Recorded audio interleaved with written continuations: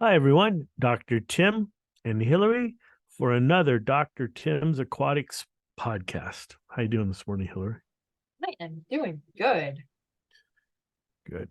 Nice There's a to bunch of hear. Black Friday sales. I went and supported my local fish store yesterday and got a bunch of inverts. I'm pretty excited. They didn't have everything that I needed, so I may have to still do some more shopping. Oh darn. Oh, darn. We're going to have Black Friday, Cyber Monday, two different sales. So, Ooh, very exciting. We already yep. had LED lights on sale last week. Over the weekend, a flash Yeah. sale. Yep. Yep. So, and we have people emailing, are you going to have a sale? Are we going to have a sale? All right, what are we doing today? Questions and answers, right? You Last got it. podcast, the nitrification rabbit hole was pretty well received. Yeah. It was very informative, really interesting. All right, well, we'll do those periodically, but um, not too often then. But you give presentations on a fairly regular basis at trade shows, though, right? Well, yeah, and at the World Aquaculture, and in a couple of months, I'm doing a seminar for the American Aquaculture Society, but it goes worldwide. So I do a lot of scientific things. There, we just call them seminars, not rabbit holes. So if you're listening and you want more rabbit holes or seminars, whichever you call them, let us know. But And also topics, yeah, So, all right, let's jump into this. okay.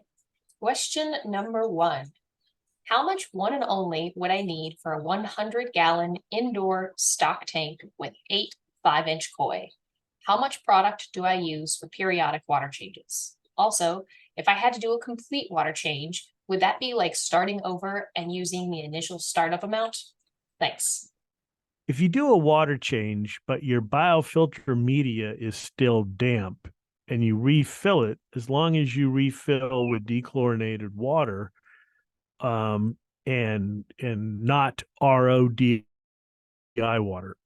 We've had a rash of this lately where people are, setting up their freshwater aquariums with just, pure the best water, RODI.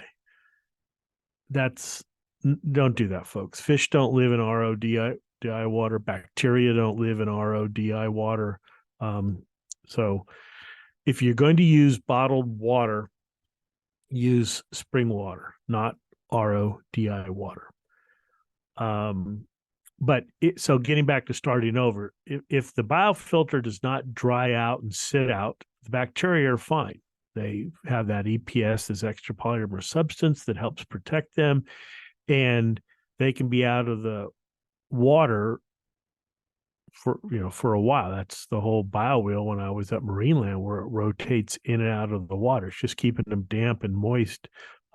That's not starting over by doing a big water change or 100% water change. Now, how much bacteria to add? And it's quite common. People in the north, in snowy climates, where their pond might freeze, bring their koi in and set them up downstairs or in a basement for the winter.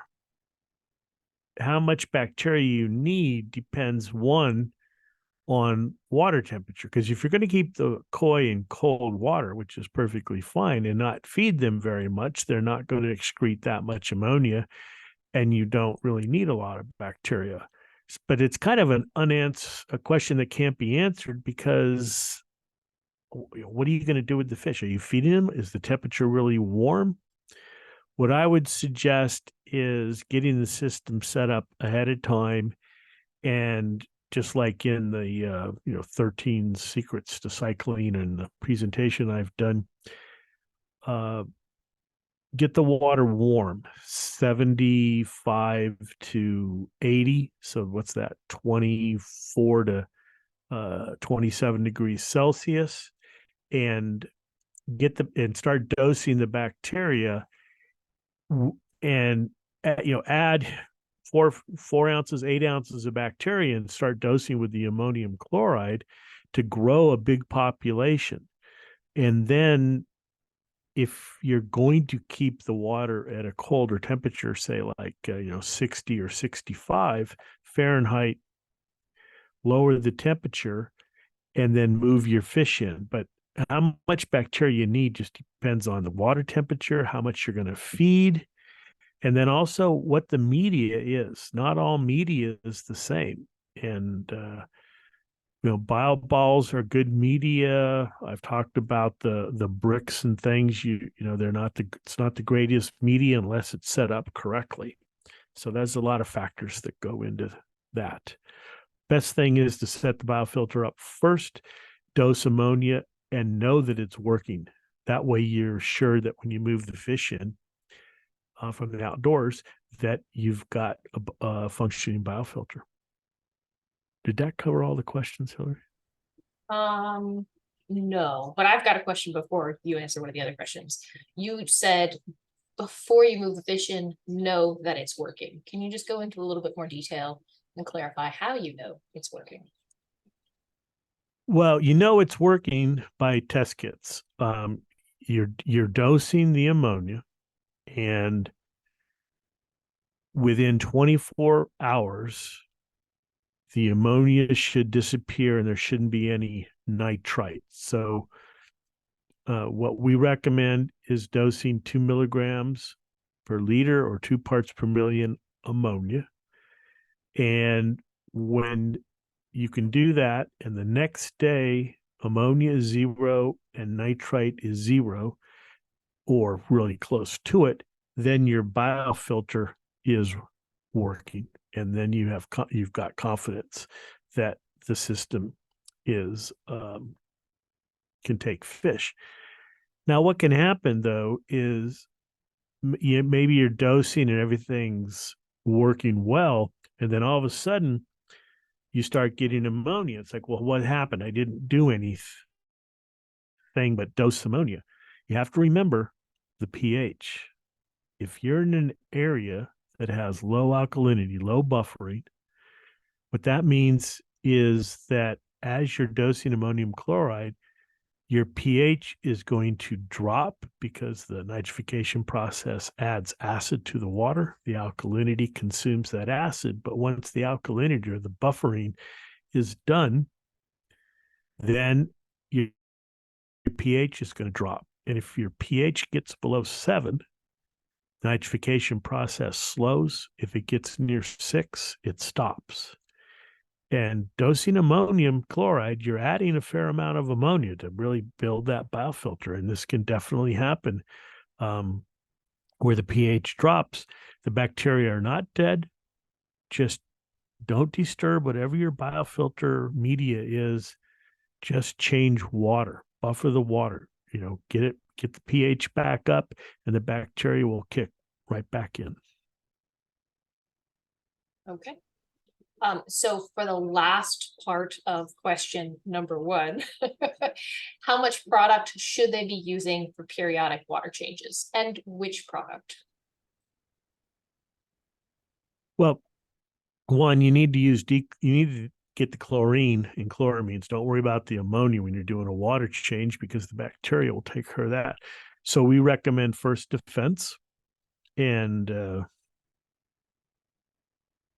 what the dose? It's a capful per 10 gallons. It's like 5 mils per 10 gallons, I think, is the dosage. Always read the bottle. And then, do you need one and only? If you, for a simple water change, probably not. But if you get in and disturb the substrate, really mix things up, clean the sides of the vats or whatever your holding system is, because the nitrifying bacteria are on surfaces. So if you start scrubbing down all that surfaces, getting rid of that slime layer, chances are that you're getting rid of the nitrifiers. Then you're going to know that because you'll have a little bump up in the ammonia or nitrite. So then you can add some bacteria. It never hurts to add some more, but make sure you got good pH and dechlorinated water. So First Defense and One and Only are going to be your go-to products when doing water changes. I think that's going to conclude all of the different parts for question 1. We can go ahead and move on now to question number 2. I'm sorry, we've run out of time. So we've got Not quite. All right, number 2. Do the biopellets need to be seeded with bacteria? Refresh, waste away. Also, I have high nitrates, about 60, and film algae. At what point during the algae removing recipe should I put the biopellet reactor online? Do I wait till it's all done? Please help. Thanks. okay. So you do not need to seed the biopellets. The biopellets are made from bacterial process. It's what's used to make biodegradable plastics. The biopellets will naturally start growing bacteria on them. If you want to speed it up, you can seed a little waste away in there. You would seed them with waste away, not refresh. So that's 2 of the questions. During the algae removing recipe, when should I put the biopellet reactor online? You should do it afterwards. So that if you're talking about where you're using the refresh for a couple of days and then starting to use the waste away in that towards the end or after the waste away phase, when the tank should look better, that is when you should start with the biopellets. And again, always start with a small dose, a third of the recommended amount, final recommended amount, or 25%. The biopellets are kind of a food for bacteria. So sometimes you'll see a little bit of cloudiness. So you want to wait till after the treatment is done before starting with the biopellet reactor. Number 3.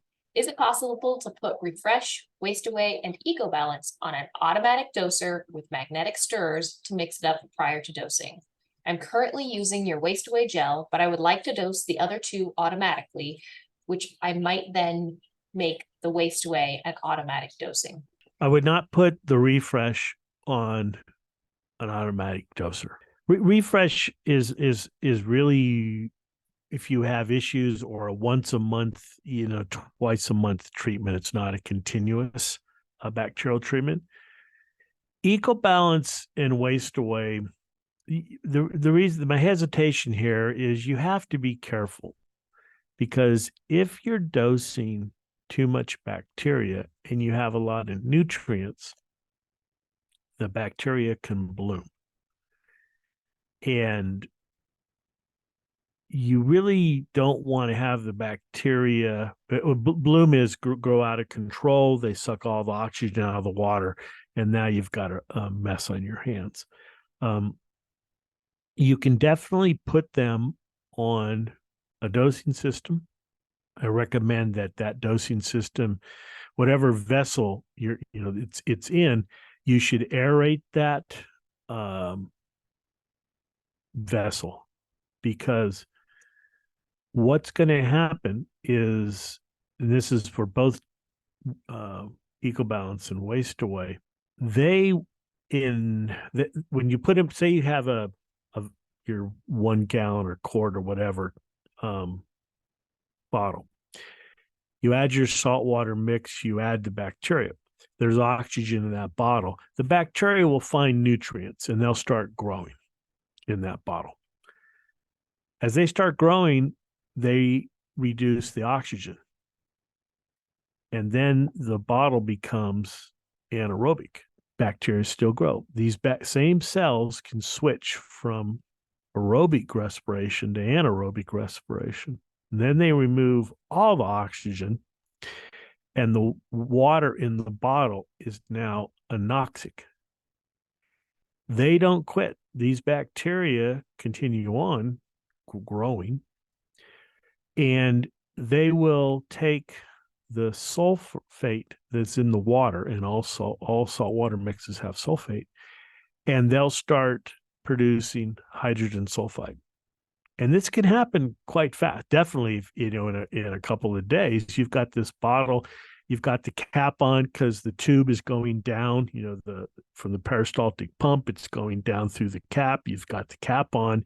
The whole thing's goes from aerobic to anaerobic to anoxic, and now all of a sudden you're pumping hydrogen sulfide into your tank, which is not what you want. And it's the same cells that do this. They just change their mode of respiration depending upon the oxygen level or lack thereof in the water. So you definitely want to aerate that water or stir it, because the cells will start to settle out too.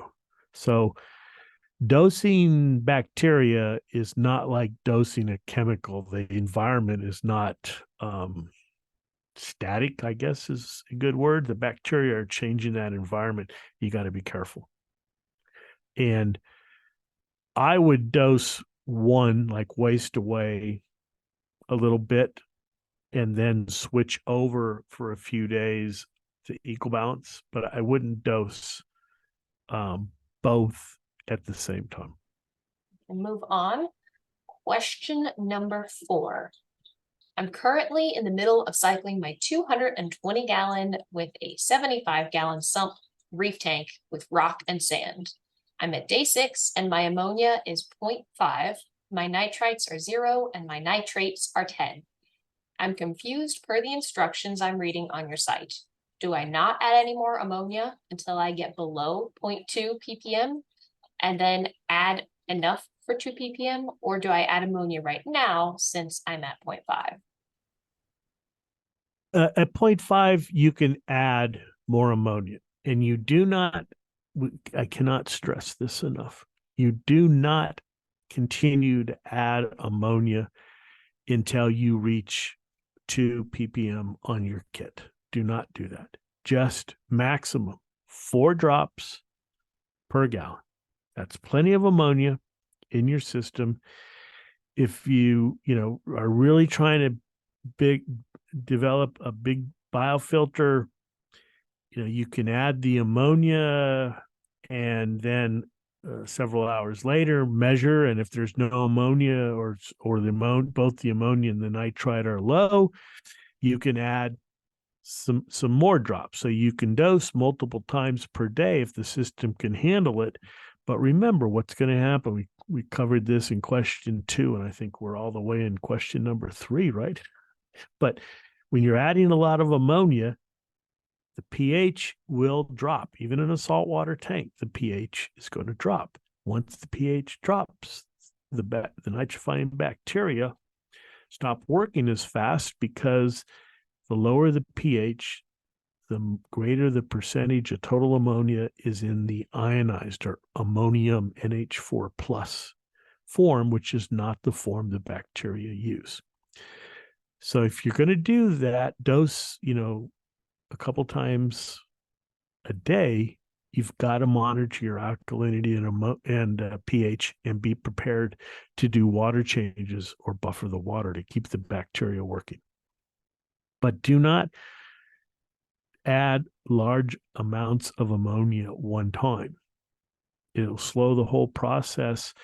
And also make sure you have a nitrite test kit, because especially in saltwater systems, the nitrite oxidizing bacteria are slower than the ammonia oxidizing bacteria.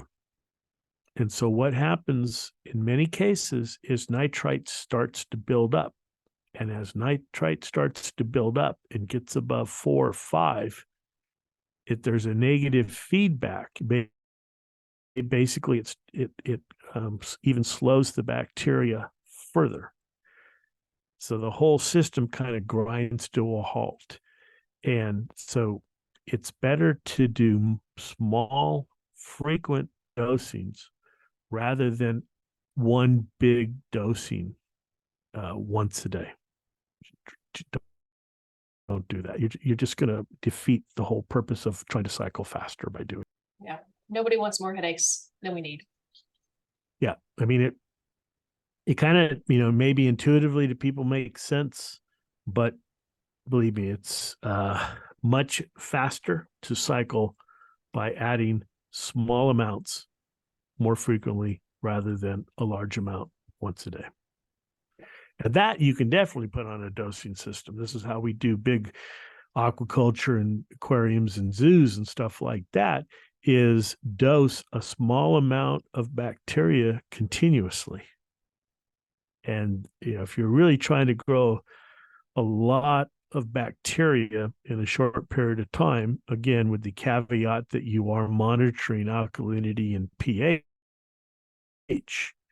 then you can put the ammonia on a dosing system.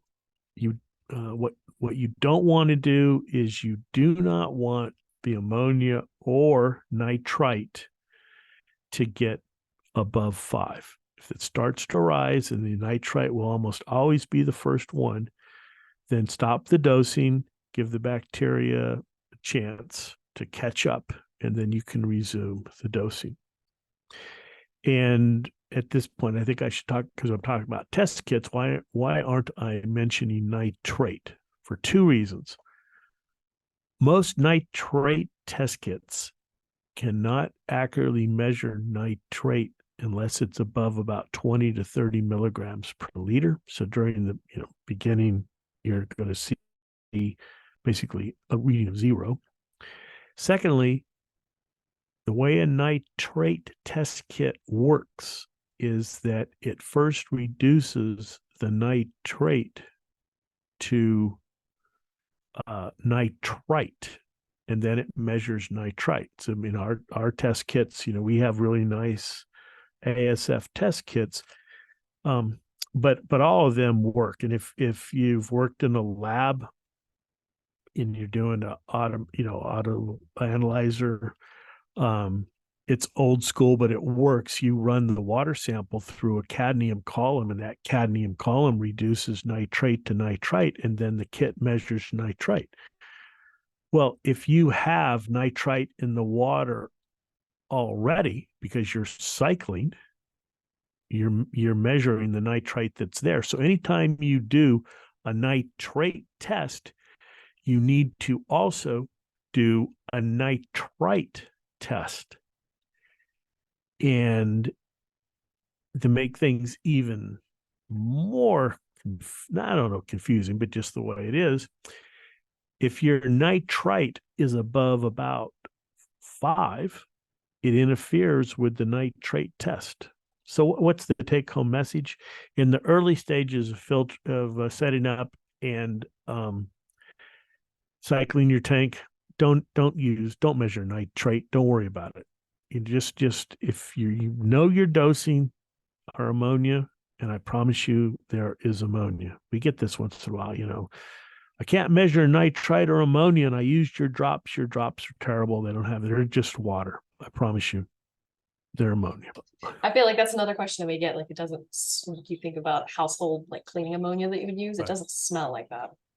Okay.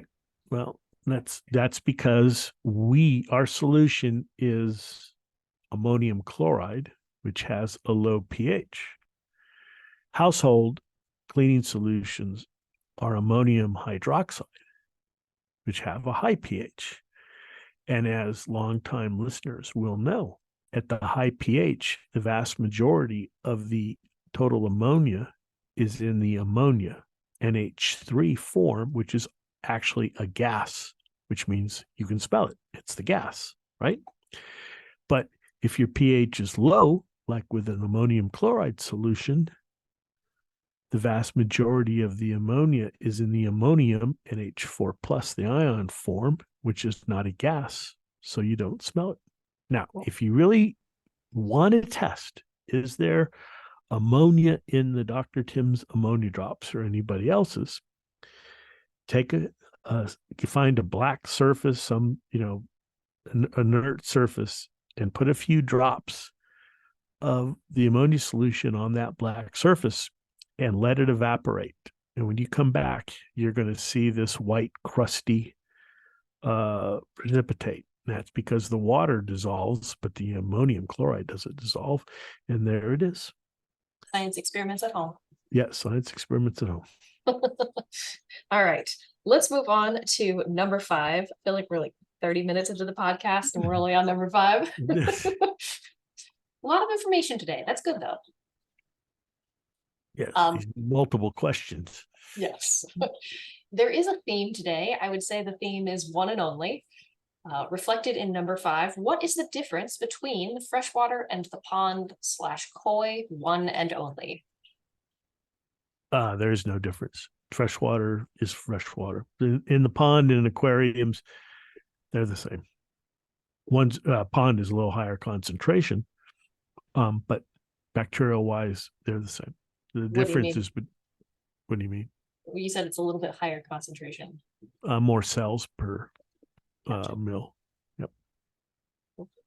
That was the easy one. Unlike many companies, we grow our bacteria, so we can blend like a fine wine.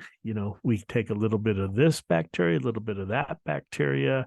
We do custom blends for commercial customers. So we know what's in our mixes, and we can assemble them for what's best for the situation. All right. Number 6. Hello, Dr. Tim. I have a 20-gallon tank for my fish setup, and I'm trying to do a fishless cycle process. However, I'm about a week and a half since I added 4 parts per million ammonia, and it hasn't gone down yet with no signs of nitrites. My pH is fine, the temperature is around 82, and I use the API Quick Start for bacteria. Should I be worried and do a huge water change, or should I wait it out? I can forgive that a little bit. No, there's other products out there. People come to us, and yes. No, when they say their pH is fine, that's not a value, folks. I've said this many times. I've actually talked to people, and they go, "Well, it's fine." No, what's the number? It's fine. Don't tell me it's fine, please. Let me be the judge of if it's fine. I'll ask because it takes time to answer these questions. Hillary's time, my time. Please give us values. Don't say my ammonia's fine, my nitrite's fine, my pH fine, my water chemistry is perfect. Give us the values, and we'll agree or disagree on whether your values are perfect. The issue here is, folks, not all nitrifying bacteria are the same. And 2 things, as we just talked about, 4, I think you said they dosed to 4 parts per million. Yes. That's a little high. It's kind of the old adage, how about we crawl before we walk and walk before we run? You don't want to dose that high in the beginning. We recommend a maximum of 2. Get the bacteria going. Then you can start cranking the bacteria. At 4, it's just you're on kind of the edge. There's a lot of ammonia there. So don't dose 4, dose 2 milligrams. And don't, as I've said already, don't just keep on dosing until you get a reading of 2. I don't know what drops you're using, but with our drops, 4 drops per gallon maximum. And then secondly, I don't like to knock or talk about the competition, but there's a reason our bacteria are kind of the one everybody in all the aquariums and aquaculture places go to, because as I just said, also, we grow our bacteria. We don't buy our bacteria from someone. It's what we've been doing. It's what I've been doing for a long time. We're not going to talk about years anymore, Hillary. But it's just what we're nitrifying bacteria company. And so just because people have nitrifiers or say they have nitrifiers, it's what gives us a black eye, that people buy this and think they're all equal. And unfortunately, they're not at all. And this tank is 9 days old. Yeah, we can have. Yeah. And now what's suspicious here, but it may just be there's too much ammonia, because your tank, any aquarium set up and run for 9 days, you should start seeing some bacterial, some ammonia oxidation, with the caveat, if you've got a pristine system, not live sand, all inert decorations and things, you use, RODI water. Do we know if this is fresh water or salt water? Yeah, it doesn't say. But, you used RODI water and made up your salts. you really haven't seeded the aquarium. And we get this um fairly regularly where people, I added the bacteria and I've waited 2 weeks as my tank cycled, no testing, no test kits. Well, your tank isn't cycled because you have to add some ammonia. You got to add the bacteria. You need an ammonia source to get the system to prime the pump, so to speak, and get the system going. Just adding the bacteria without an ammonia source is not doing anything.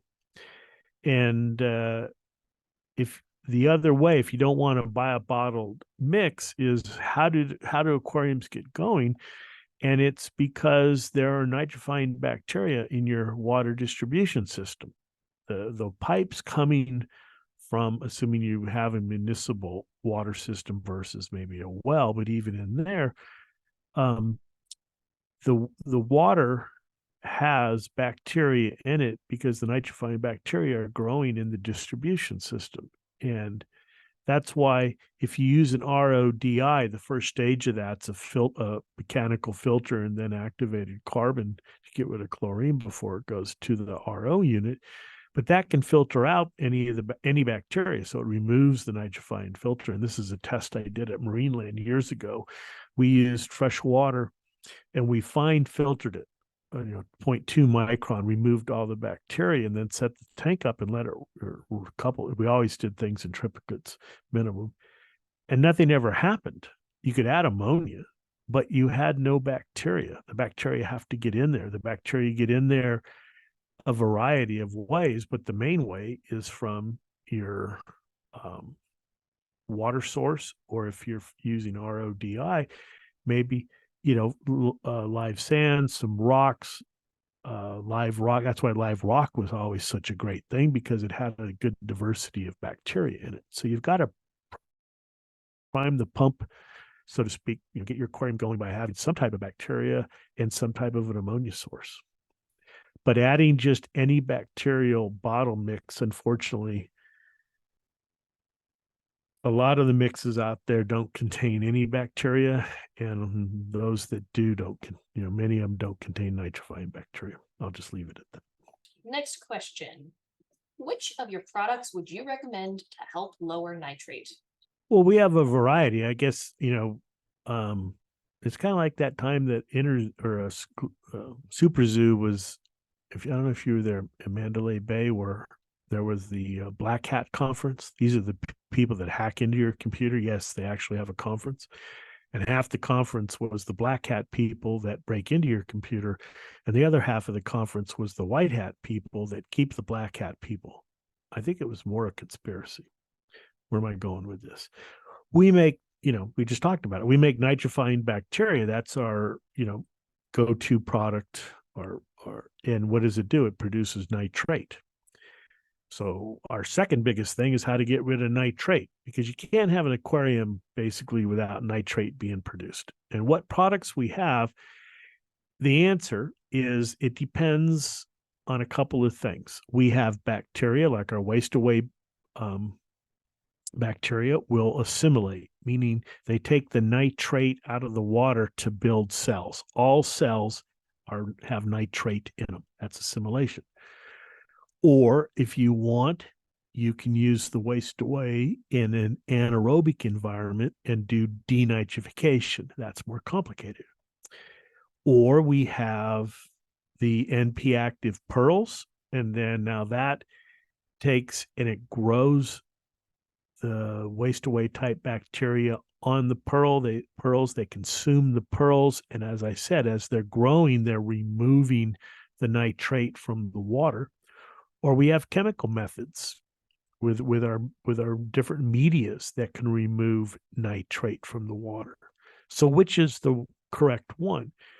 Well, it depends. And I forgot to mention our gels, our waste away gels, which are a time releasing the waste away bacteria. Again, that's an assimilation process. But the correct one depends upon the size of your aquarium. A large aquarium, then maybe chemical nitrate removing media is not the best way. If you've got a lot of fish and you're one of those doctors, with the office, and you're feeding all that food and producing a lot of nitrate, the biopellets are going to be the most economical. So we have a variety of products for the majority of people. Probably the easiest way to reduce nitrate is first use our liquid waste away. So the bacteria at a very high concentration, you start slow. They assimilate or incorporate into their cells the nitrate. You lower the nitrate to your target level, and then to control it, use the waste away gels. And I'd say that's going to be a good 80-85% of people. Then for the vast majority, it's going to be using like the biopellets or MP active pearls to control nitrate. It's just going to be more economical. Okay. No, I mean, I didn't even mention another way to do is just water changes. Sorry. I mean, good old fashioned water changes. That's not using any of our products. Sure, you got to use the first defense. That's And fair. we're not a shrill for our products. Our products are the best, of course, but What? No, the question was, which of your products do you recommend? oh, okay. I guess I can't be a shrill. Well, sorry. Let's see. Sorry. We are on question number 8. Hello, can Ecobalance be used on a dosing pump, splitting the dose daily, using a 200-gallon volume of water? So I'm assuming the aquarium is 200 gallons, not the dosing. That's what I'm assuming. And yeah, well, we covered this. The answer is yes, with the caveat you should aerate or stir the Ecobalance. And we have our recipe cards color up where I talk about using Ecobalance and first defense, because for a lot of people, their corals turn brown, they turn ugly. And that's because the corals are not getting the food they need, because corals are filter feeders. And what are they filtering out of the water most is bacteria, not copepods. And what do we as aquarists do unintentionally? We go to great efforts and spend a lot of money to remove bacteria from the water.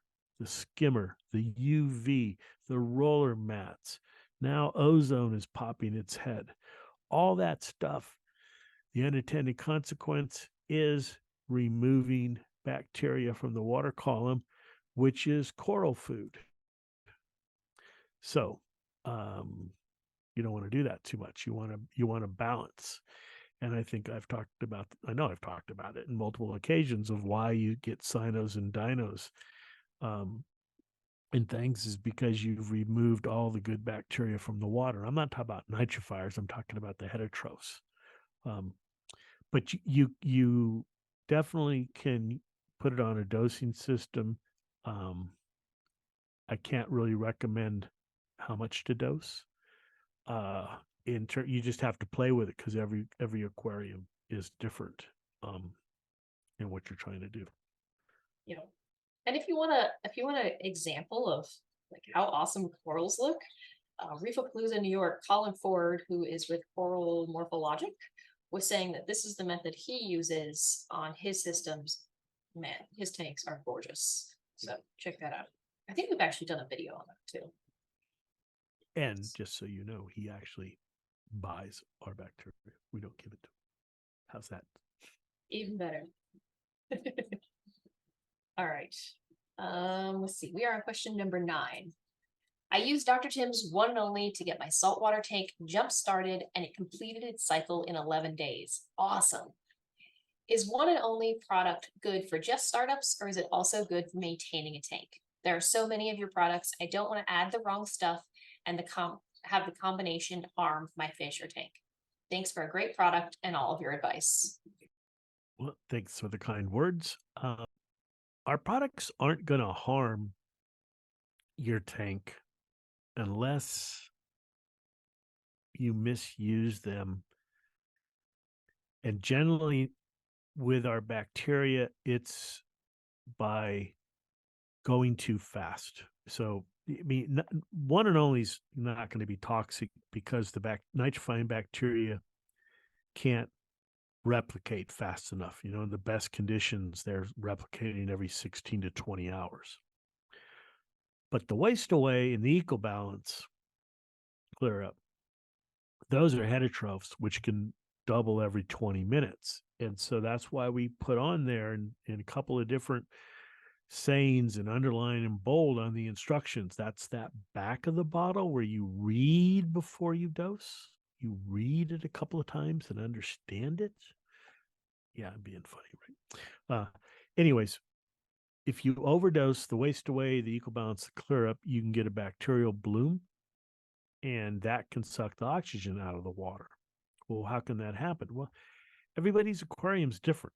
When we give a concentration, we have a cell count per mil of the product, and we have to make assumptions. And if your tank has a lot of organics, a lot of nitrate, a lot of phosphate, that's all food for the bacteria.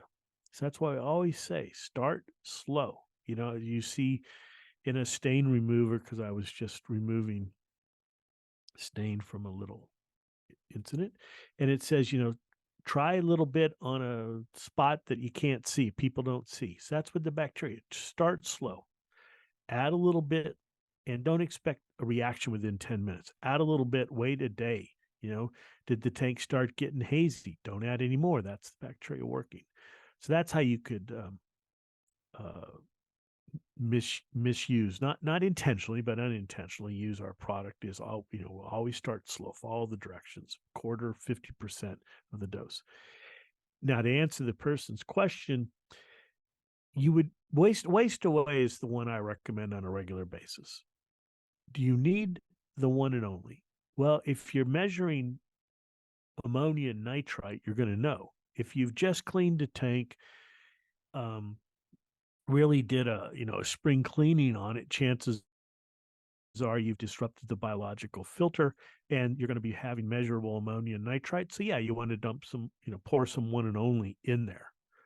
But on a regular basis, you want to add waste away. Why do I have to keep on adding it all the time? Well, as I just mentioned, everybody has these devices that remove waste away, the roller filters, the skimmers, plus bacteria are food for other organisms. You take a sample of your substrate, put it under an observation scope, stereoscope, you're going to see all sorts of worms and all sorts of stuff in there that are eating the bacteria.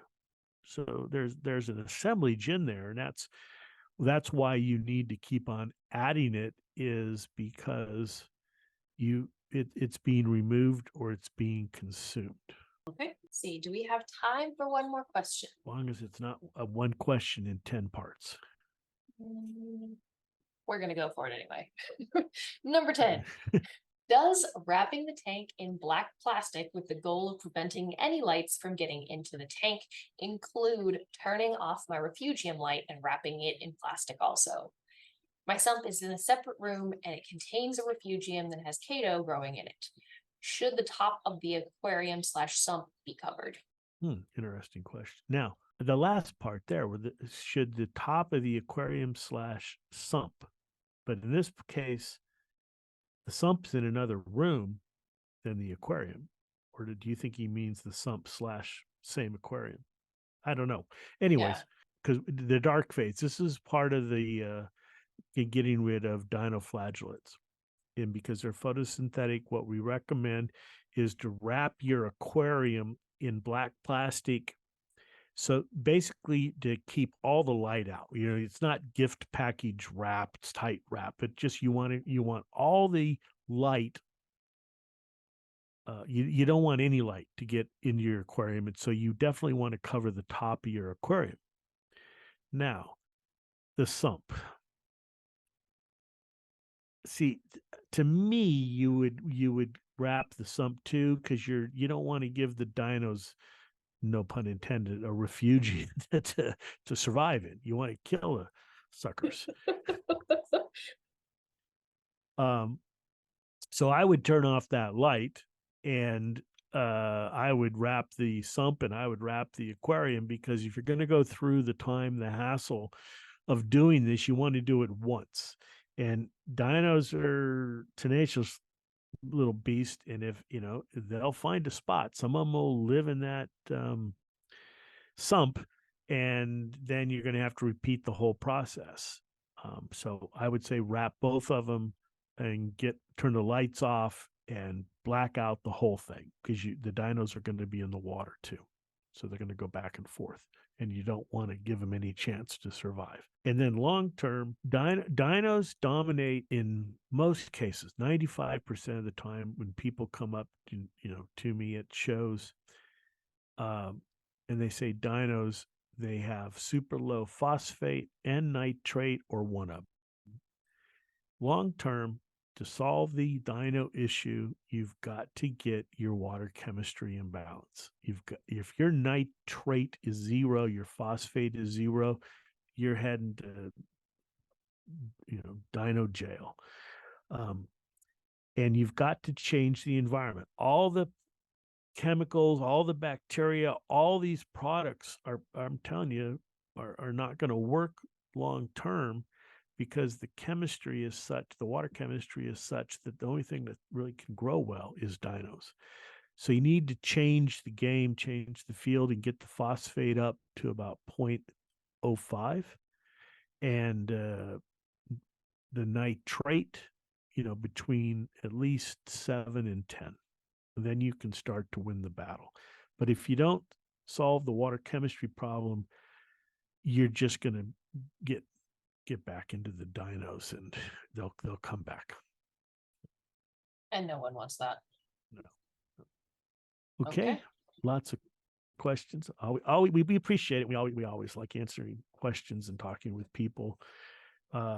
Show's over until next year. So yes, excited for a break, but also kind of sad. I haven't been seeing you out on the docks. Have you been doing that any longer? I haven't. However, I may be going down today, if the weather's nice, to check and see if there's anything cool.